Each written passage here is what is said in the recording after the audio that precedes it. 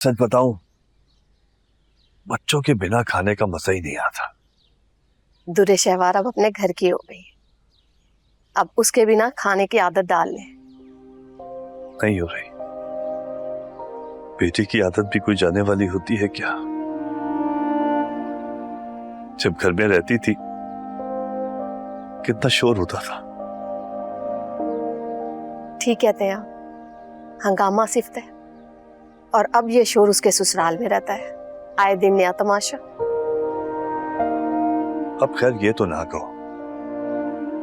वलीद के हॉस्पिटल पहुंचने की बात को अभी ज्यादा वक्त नहीं गुजरा है, जरा सी बात को उसने इतना बढ़ा दिया था। दुआ को लेकर यहाँ आई और यहाँ बैठे बैठे वलीद के पीछे पहुंच गई। अब अगर मर्द का पीछा करेगी और उसे पकड़कर जलील करेगी तो यही कुछ होगा ना।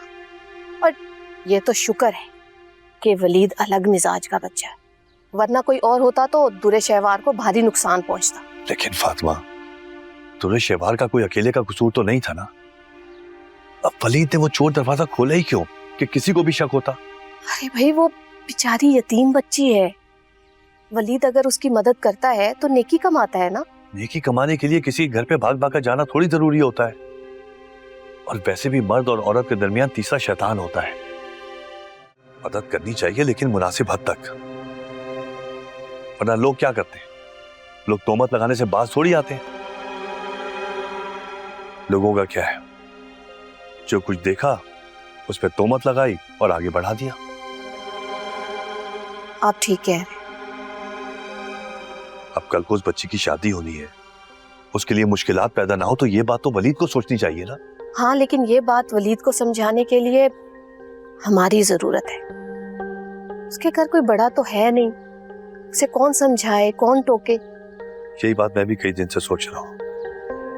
जैसे ही मौका मिलता है बात करता हूँ मैं उससे। जी ठीक। बस एक बात है, हमारी बेटी ने माफी मांगकर आला ज़र्फी का मुजाहरा किया है। दिल खुश कर दिया। अल्लाह का शुक्र है थोड़ी समझदार हो गई, वरना उसकी तरफ से तो उल्टा ही सुनने को मिलता है।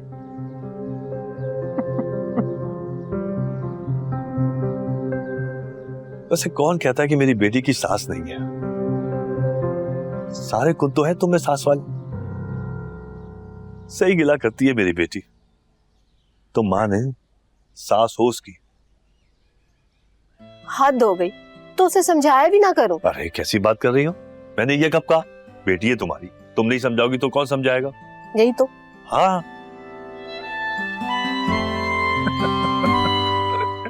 मैं तो अब तक आयमा को बोलता रहा कि हर वक्त मावरा को अपने साथ क्यों रखती है, मगर मुझे आयमा ने बताया कि आज तुम शॉपिंग पे उसको साथ लेकर गई थी।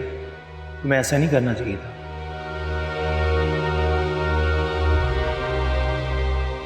मैं बात करूंगा वलीद भाई से।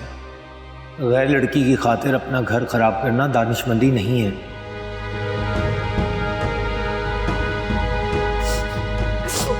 बाजी, बाजी, क्या हो गया? क्यों रो रही हो तुम?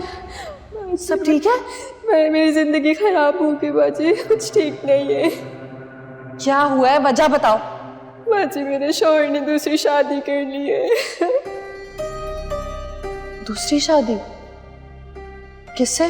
बाजी, अपनी किसी रिश्तेदार की बेटी से की है। लेकिन क्यों? मुझे तो वो मनूस मारे शुरू से ही बुरी लगती थी। हमेशा अपने शौहर को मना किया, टोका, उससे ज़्यादा मिलने से, बात करने से। वो खुद इतनी बेशर्म थी बाजी, 3 बच्चों के होने के बावजूद भी हर किसी से हंसी मजाक करती थी। मैंने इतराज़ किया तो मेरे शौहर ने मुझे तंग नज़र कह दिया। उसका शौहर नहीं रोकता था उसे? कोई किसी को नहीं रोकता था बाजी। सब कहते थे कज़न है, आपस में हंसी मजाक करते हैं। 6 माह पहले बाजी उसके शौहर का इंतकाल हो गया था, तो मैंने अपने शौहर पे और नज़र रखना शुरू कर दी। उसके मोबाइलों की, उसकी जेबों की तलाशी लेना शुरू कर दी। जब भी वो उसकी तरफ जाता था मैं बहुत हंगामा करती थी। मुझे जहाँ मिलती थी मनूस मारी, मैं उसे बहुत जलील करती थी। मुझे क्या पता था बाजी, रातों रात मेरे शौहर ने और उस औरत ने निकाह कर लिया। अच्छा, तो अब क्या करोगी तुम? कुछ समझ में नहीं आ रहा बाजी। मेरे शौहर ने मुझे साफ कह दिया, ठीक से रहना रहो, वरना वो खुश है उसके साथ। देखो बाजी, जिससे अपने बच्चे नहीं पल रहे थे, अब एक शोकन के बच्चे पालने पे राजी हो गया। ये मर्द भी ना किसी के नहीं होते। और तुमने उस औरत को ऐसे ही जाने दिया? उसके बाल नोच लेने चाहिए थे तुम्हें, उसे जलील करती हो। और बाजी मुझसे लड़ने गई तो मुझे ही तंज करने लगी, कह रही शक करती थी ना तुम मुझ पे, देखो तुमसे तुम्हारा शौहर छीन लिया। अल्लाह माफ करे, इतनी दीदा दलेरी, इतनी बेशर्मी, वो भी खुलेआम। ये मर्द साहब पे तो भरोसा ही नहीं करना चाहिए, कब औकात दिखा दे। मैं क्या करूंगी बाजी, मेरी तो दुनिया ही लूट गई, जिंदगी खराब हो गई।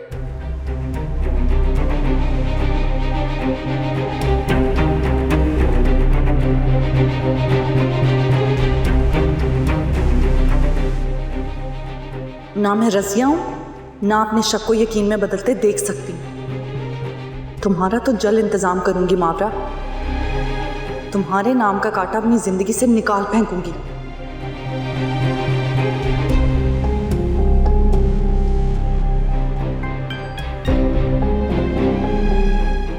किन सोचों में घूमूं?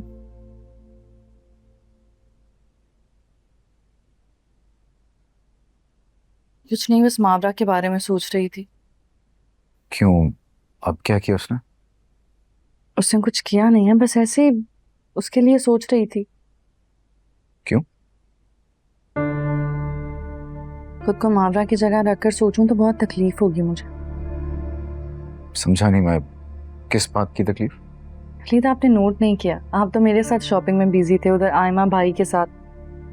खुद को बहुत अकेला महसूस कर रही थी, काफी दुखी नजर आ रही थी। अंकल के जाने के बाद वो ऐसी हो गई है। आप बिल्कुल ठीक कह रहे हैं, इसीलिए तो सोच रही थी मैं। और मुझे लगता है कि मावरा को ना एक बहुत स्ट्रॉन्ग सपोर्ट की जरूरत, वो सपोर्ट सिर्फ एक शौहर ही दे सकता है। हाँ, उसकी वजी के साथ मुन्नी काफी सालों तक रही थी। इनफैक्ट हमारी शादी से पहले उसकी शादी भी तय हो चुकी थी, लेकिन अचानक मावरा और वजी की फुफ्फो मंदिर से ही गायब हो गए।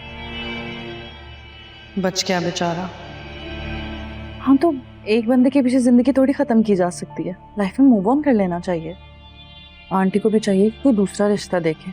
हाँ, इद्दत ने उन्हें मौका ही कहाँ दिया। तब ये तो हमारी जिम्मेदारी है ना, हमें मावरा के लिए अच्छा रिश्ता ढूंढना चाहिए, उसको मजबूत हाथों में दें। सब तो ठीक है, लेकिन तुम्हें मावरा से इतनी हमदर्दी क्यों हो रही है इस वक्त? आपको हैरत हो रही होगी, आपको लग रहा होगा कि मैं तो मावरा के खिलाफ थी।